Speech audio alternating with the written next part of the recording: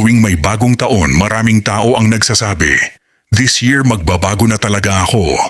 Bagong taon, bagong ako. Simula January 1, aayusin ko na ang buhay ko." Pero kadalasan paglipas ng ilang linggo, bumabalik din sa dati. Bakit? Dahil ang inaasahan ng tao ay bigla ang pagbabago, hindi tunay na proseso ng pagbabago. Ang bagong taon ay hindi isang magic button na magre-reset ng buhay mo. Ito ay paalala lang na may pagkakataon ka na namang pumili. Mananatili ka bang pareho? O sisimulan mo na bang maging mas maayos na bersyon ng sarili mo? Ang bagong taon ay hindi nagbabago sa iyo. Higing wani biyasa ba magkarplaswa sa ikyan ni Nasab Dafes. Inyase ka may kabidamag. Ang nagtabak siya sa inyanot at trilis panat. Ang petsa sa kalendaryo ay simbolo lang. Ang tunay na pagbabago ay nangyayari kapag may desisyon kang ginawa sa loob mo. Ayoko ng ganito.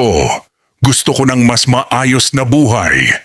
Hindi ang Enero ang nagdadala ng disiplina. Hindi ang Enero ang nagdadala ng lakas ng loob. Ikaw ang gumagawa noon. Ang bagong taon ay paalala na may bagong pahina kang pwedeng sulatan.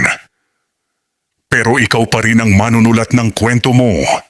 Hindi din mo kailangang baguhin ang lahat. Piliin mo ang isang bagay na babaguhin mo ngayon. Maraming nabibigo kasi sobra-sobra ang gustong baguhin. Katawan, pera, relasyon, career, ugali, mindset. Lahat sabay-sabay, kaya wala ring natatapos. Mas epektibo ang ganito. Piliin mo isang aspeto ng buhay mo na pinakakailangan ng pagbabago ngayon. Ituon mo doon ang disiplina mo. Kung magulo ang isip mo, simulan mong ayusin ang rutina mo. Kung laging kapos ang pera, simulan mong ayusin ang gastos mo. Kung magulo ang relasyon, simulan mong ayusin ang boundaries mo. Ang isang maayos na pagbabago ay nagdadala ng sunod-sunod na pagbabago. Ang pagbabago ay hindi inspirasyon. Ipis bushiti was kadi was kadio. Atos waiti mo ay disiplina. Motivation ay panandalian. May araw na ganado ka, may araw na tamad ka. Pero ang disiplina ay hindi nakadepende sa nararamdaman mo. Ang disiplina ay ang kakayahang sabihin, gagawin ko ito kahit ayoko. Magpapatuloy ako kahit walang resulta agad. Ang bagong taon ay magandang simula ng disiplina. Perting si Daya. Hindi dahil motivated ka, kundi dahil desidido ka. Kailangan mong magbago kahit walang nakakapansin. Maraming gustong magbago para mapansin, mapurit, ma-validate. Pero ang tunay na pagbabago ay ginagawa kahit walang audience. Walang pumapalakpak kapag hindi ka na sumasagot sa toxic na tao. Hindi ka na gumagastos para lang makisabay. Tahimik ka nang nag-iipon. Tahimik ka nang nag-aaral. Pero iyan ang eksaktong mga bagay na bumubuo ng future mo. Ang bagong taon ay paalala na hindi walang hanggan ang oras mo. Hindi lahat nabibigyan ng maraming bagong taon. Hindi lahat umaabot sa susunod na pahina ng buhay. Kaya bawat bagong taon ay tanong, ganito pa rin ba ang gusto kong ako? Ito ba ang direksyon na gusto kong patuloy na tahakin? Kung hindi, ngayon ang tamang panahon. Hindi bukas. Hindi next month. Ngayon. Ang bagong taon ay hindi panibagong buhay. Ito ay panibagong pagkakataon sa loob ng parehong buhay. At ikaw lang ang pwedeng gumamit noon. Huwag mong hintayin na magbago ang mundo para gumaan ang buhay mo. Baguhin mo ang sarili mo. At magbabago ang paraan mo ng pagharap sa mundo. Ang bagong taon ay paalala. May oras ka pa. May pagkakataon ka pa. May kakayahan ka pang magbago. Simulan mo na ngayon. Dahil ang pinakamahusay na regalo mo sa sarili mo ngayong bagong taon ay ang maging mas maayos na bersyon ng ikaw kahapon. Ang tunay na kalaban mo ay ang lumang ikaw. Hindi ka nakikipaglaban sa ibang tao. Hindi ka nakikipag-unahan sa mundo. Ang totoong kalaban mo ay ang bersyon mo na komportable na sa hindi maayos, yung ikaw na sanay na sa procrastination, yung ikaw na sanay na sa excuses, yung ikaw na sanay na sa okay na to. At ang mas mahirap, ang kalaban mo ay hindi masama, pamilyar lang. At ang tao ay likas na kumakapit sa pamilyar kahit masakit. Kaya ang pagbabago ay parang pag-iwan sa isang lumang bahay. Kahit sira na, kahit tagas na ang bubong, ayaw mo pa ring iwan kasi sanay ka na. Pero hindi ka ginawa para manatili sa sira. Ginawa ka para umusad. Hindi ka late, pero hindi ka rin maaga. Nasa tamang oras ka para magpasya. Maraming nagsasabi, huli na ako. Nasayang ko na ang oras. Ang katotohanan, huli ka lang kung susuko ka. Nahuli ka lang kung hindi ka nakikilos. Ang oras na lumipas ay hindi mo na mababawi. Pero pwede mo pang iligtas ang oras na darating. At ang tanging tanong ay, ano ang gagawin mo sa natitirang oras mo? Ang pagbabago ay hindi lang panlabas. Ito ay panloob. Hindi sapat na baguhin ang schedule kung hindi mo babaguhin ang mindset. Hindi sapat na magbawas ng bisyo kung hindi mo aayusin ang dahilan kung bakit ka tumatakas. Tanungin mo ang sarili mo, bakit ba talaga ako ganito? Ano ang tinatakasan ko? Ano ang kinatatakutan ko? Ang mga tanong na ito ang pintuan ng tunay na pagbabago. Gumawa ka ng sistema, hindi lang pangako. Ang pangako ay madaling masira, ang sistema ay mahirap sirain. Hindi mag-e-exercise ako, kundi tuwing 6 a.m. lalakad ako ng 15 minutes. Hindi mag-iipon ako, kundi unang 10% ng sahod ko ay diretso sa savings.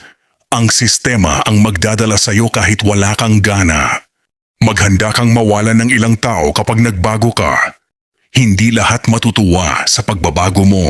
May mga taong mas komportable ka kapag mahina ka. Masaya sila kapag pareho kayong nalulunod. Naiilang kapag ikaw ay umaangat. At okay lang iyon. Ang pag-angat ay hindi insulto sa kanila. Ito ay responsibilidad mo sa sarili mo. Ang kapayapaan ay hindi galing sa lahat ng tama, kundi sa pagtigil sa lahat ng mali. Hindi mo kailangang perpekto para maging payapa. Kailangan mo lang ihinto ang mga bagay na alam mong sumisira sa iyo. Sobrang paghahambing, sobrang paghabol sa validasyon, sobrang paghawak sa taong ayaw ka namang hawakan. Ang kapayapaan ay produkto ng pagbitaw. Ang maliit na araw-araw ang humuhubog ng malaking bukas. Hindi ka babaguhin ng isang malaking desisyon lang. Babaguhin ka ng 1,000 maliliit na tamang desisyon. At hindi iyon glamorous. Paulit-ulit, tahimik, minsan boring. Pero iyon ang tunay na lakas. Kung gusto mong seryosohin ang pagbabago ngayong bagong taon, gawin mo ito. Isulat kung anong klaseng tao ang gusto mong maging sa katapusan ng taon. Piliin ang una to rekodway ugali na babaguhin muna. Gumawa ng simpleng sistema. Tanggalin ang alam mong sumisira sa iyo. Magpatuloy kahit walang nakakapansin. Maging mabait sa sarili kapag nadapa. Pero huwag manatiling nakahiga. Ang bagong taon ay hindi tungkol sa pagiging bago. Ito ay tungkol sa pagiging mas tapat sa kung sino ka dapat maging. At kung may isang bagay kang dadalhin ngayong taon, sana ito iyon. Hindi ko kailangan ng perpektong simula. Kailangan ko lang ng totoong simula. At ang totoong simula ay laging nagsisimula. Sa araw na nagpasya kang hindi na bumalik sa lumang ikaw. Taon, huwag mong gawing listahan ng goals.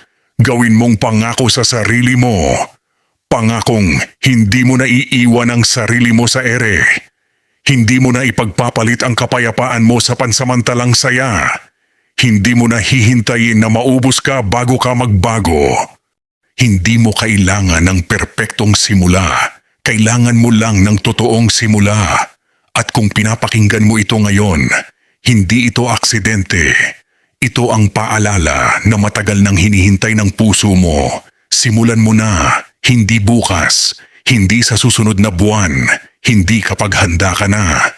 Ngayon, Dahil ang pinakamahusay na regalo mo sa sarili mo ngayong bagong taon ay ang maging taong hindi mo na kailangang takasan sa hinaharap. Kung may isang bagay kang gagawin pagkatapos mong mapakinggan ito, huwag mo munang i-close ang video. Isara mo muna ang dating bersyon ng sarili mo. Isulat mo ngayon ang isang ugali na sisimulan mong baguhin simula ngayong linggo. Isang bagay lang. Huwag 10. Huwag 5. Isang totoo. At kung seryoso ka sa pagbabagong ito, gawin mo itong simple.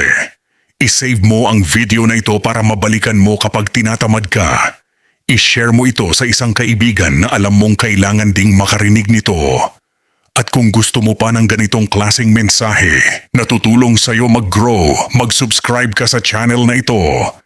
Hindi dahil kailangan namin ng numbers, kundi dahil kailangan mo ng paalala kapag gusto mo ng sumuko. Mag-comment ka rin. Ano ang isang bagay na babaguhin mo sa sarili mo ngayong taon? Basahin mo ang sagot ng iba. Baka makita mo doon ang lakas na hinahanap mo. At tandaan mo ito, ang pagbabago ay hindi isang event.